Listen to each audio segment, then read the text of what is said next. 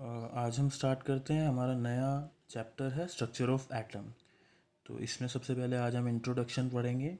Introduction में हम पढ़ेंगे कि एटम क्या होता है, एटम की डेफिनेशन क्या है। और तो इसको स्टार्ट करने से पहले हम थोड़ा सा पीरियोडिक टेबल की तरफ देख लेते हैं। तो पीरियोडिक टेबल कुछ इस तरह से होती है। इसमें ये एलिमेंट्स अरेंज होते हैं atomic number, increasing atomic number के बेसिस पे। तो आप देख रहे हैं ये हाइड्रोजन है, ये हीलियम है। वैसे ये जो हीलियम है इसकी पोजीशन यहाँ पर होती है। अभी बस हमने रख रखा है, जैसे जैसे हम स्टडी करेंगे इसके बारे में तो फिर हम इसको यहाँ पे ये ग्रुप 18 होता है, यहाँ शिफ्ट कर देंगे। तो देखिए, फर्स्ट एलिमेंट है हाइड्रोजन, सेकंड होता है हीलियम, उसके बाद थर्ड एलिमेंट होता है लिथियम, देन बेरिलियम, फिर boron, carbon, nitrogen, oxygen, fluorine, neon, sodium, magnesium. Then 13th element होता है aluminium, silicon, phosphorus, sulphur, chlorine, argon. इसके बाद आता है हमारा पोटेशियम। देन 20th एलिमेंट है कैल्शियम। कैल्शियम के पास जो 21 नंबर पे होता है वो scandium, titanium, vanadium, chromium, manganese, iron, cobalt, निकल, कॉपर, जिंक। तो जिंक जो होता है वो 30th एलिमेंट है। ऐसे ही 30th एलिमेंट के बाद फिर 31 होगा, 32 अप टू 36, फिर यहाँ पर 37, 38, 39, ऐसे करते करते यहाँ पे 54। तो ऐसे ही ये पीरियोडिक टेबल में 100 से ज़्यादा एलिमेंट्स अरेंज हैं। लेकिन मैं आपको बता दूँ, आपको यहाँ तक याद करने हैं, आपको यहाँ तक बिल्कुल अच्छे से याद होने चाहिए, जिंक तक। मतलब up to atomic number 30th तक आपको एक एक एलिमेंट का सिंबल, उनका एटॉमिक नंबर, ये एटॉमिक नंबर ही है। ये एटॉमिक नंबर 1 पे कौन है, मैं बोलूँगा एटॉमिक नंबर 26, आप बोलेंगे आयरन। मैं कहूँगा एटॉमिक नंबर 10, आप बोलेंगे नियॉन। ये जैसे 1 2 3 4 5 6 7 8 9 10।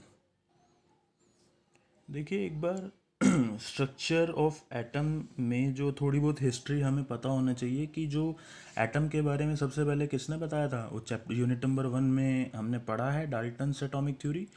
तो 1808 में जो डाल्टन्स थे उन्होंने बताया था कि जो एटम होता है वो मैटर का स्मॉलेस्ट यूनिट है, जो कि इनडिविजिबल होता है, उसको तोड़ा नहीं जा सकता।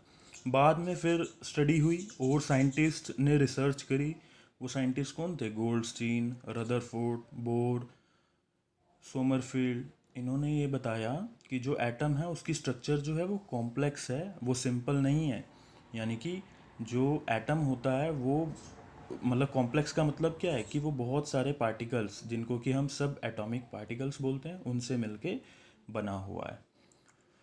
तो फिर एटम की डेफिनेशन हम देते हैं अभी। Atom is the smallest particle, यहाँ लिखा हुआ है atom is the smallest particle of matter that is indivisible in a chemical reaction. Hindi में अगर मैं बताऊँ तो इसका मतलब क्या होगा? एटम जो है पदार्थ का वो छोटा कण है जिसको तोड़ा नहीं जा सकता किसी भी केमिकल रिएक्शन में। और अब हमें वो टोटल कितने सब एटॉमिक पार्टिकल्स होते हैं? लगभग लगभग 35।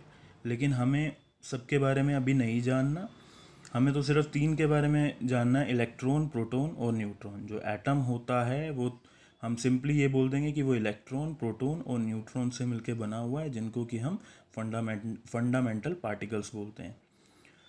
और एटम की स्ट्रक्चर की बात करें तो कुछ इस तरह से स्ट्रक्चर होती है। सेंटर में न्यूक्लियस होता है और बाहर इलेक्ट्रॉन रिवॉल्व कर रहे होते हैं, ठीक वैसे ही जैसे सन के अराउंड प्लैनेट्स जो हैं वो रिवॉल्व करते हैं। दुनिया में हर चीज़ एटम से मिलकर बनी हुई है, चाहे पानी है, क्योंकि देखो पानी में क्या होता है, पानी का फॉर्मूला H2O। इसमें क्या है? हाइड्रोजन का एटम है, ऑक्सीजन का एटम है। तो हर चीज़ एटम की बनी है। ग्लूकोज ले लो, ग्लूकोज क्या है? C6H12O6। इसमें कार्बन, हाइड्रोजन, ऑक्सीजन के एटम्स हैं। तो हर चीज़ दुनिया में एटम से मिलके बनी हुई है। अब चार्ज, अब इनके थोड़े से नेचर की बात करते हैं कि कितना चार्ज होता है, कितना मास होता है। तो जो इलेक्ट्रॉन होता है उसका चार्ज कितना होता है? -1 यूनिट। -1 यूनिट का मतलब क्या? सबसे छोटी यूनिट। ऐसे ही प्रोटॉन की बात करें तो प्रोटॉन पे कितना चार्ज होता है? +1 यूनिट।